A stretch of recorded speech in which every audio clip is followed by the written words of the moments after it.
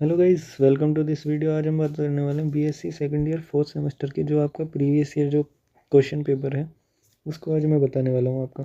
ये जो previous year question paper है ये कौन सी क्या CCSEM यानी चौधरी चरण सिंह यूनिवर्सिटी थ्योरी का पेपर होता है। रिटन जो आपका पेपर होता है उनके लिए सभी यूनिवर्सिटी के लिए इम्पोर्टेंट है। तो आप अपना पेपर टाइटल या पेपर कोड जो भी है आप मिला सकते हैं B050401T, ठीक है। और आप पेपर टाइटल में चेक कर सकते हैं अपना। तो चलिए चालू करते हैं। ये आपको देख लेना है, इसमें पेपर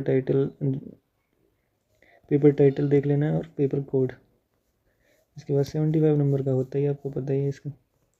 तो सेक्शन ए में जो आपके 3 नंबर वाले क्वेश्चंस होते हैं वो होते हैं 5 क्वेश्चंस होते हैं, 75 वर्ड्स के लिखने होते हैं। तो पहला क्वेश्चन क्या है, होम पेज, ठीक है।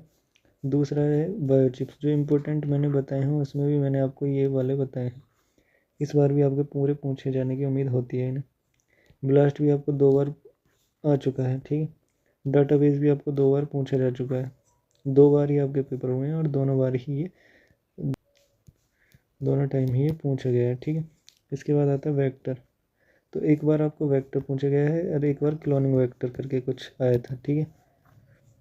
इसके बाद बात करते हैं हम सेक्शन, कौन से सेक्शन की, सेक्शन बी की।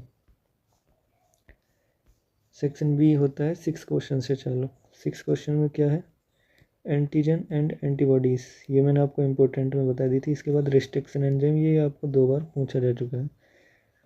और हिंदी वाले जो हैं उनके लिए भी मैं बता देता हूँ, प्रतिजन एवं प्रतिपिंड, ठीक है, और प्रतिबंध एंजाइम।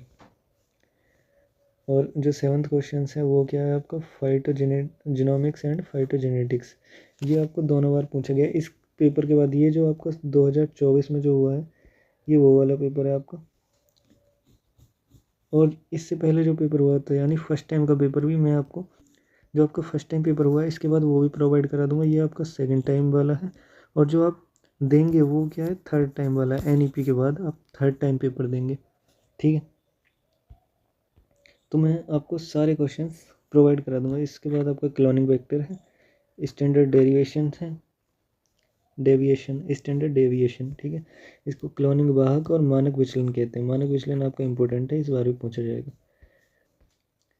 इसके बाद आपका आता है 9th क्वेश्चन से आता है आपका इम्पोर्टेंट जो होते हैं, जो हमेशा पूछे ही जाते हैं, ठीक है। जो 15 नंबर वाले होते हैं वो होते हैं रिपीट। तो आपका ये भी आपका रिपीटेड क्वेश्चन है। ये जो इससे पहले जो एग्ज़ाम हुए थे उसमें भी आपको पूछा गया था, DNA टेक्नोलॉजी, ठीक है, रिकॉम्बिनेंट DNA टेक्नोलॉजी। इसके बाद आता है इम्यून सिस्टम पे आपको ऐसे लिखना है और इसके वेरियस कंपोनेंट्स को बताना था, ठीक है।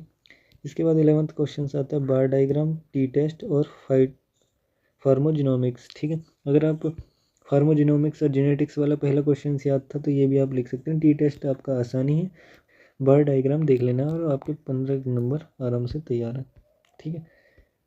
हिंदी में अगर किसी को देखना हो तो बार आरेख, टी परीक्षण और इसके बाद फार्मोकोजिनोमिक्स, ठीक है।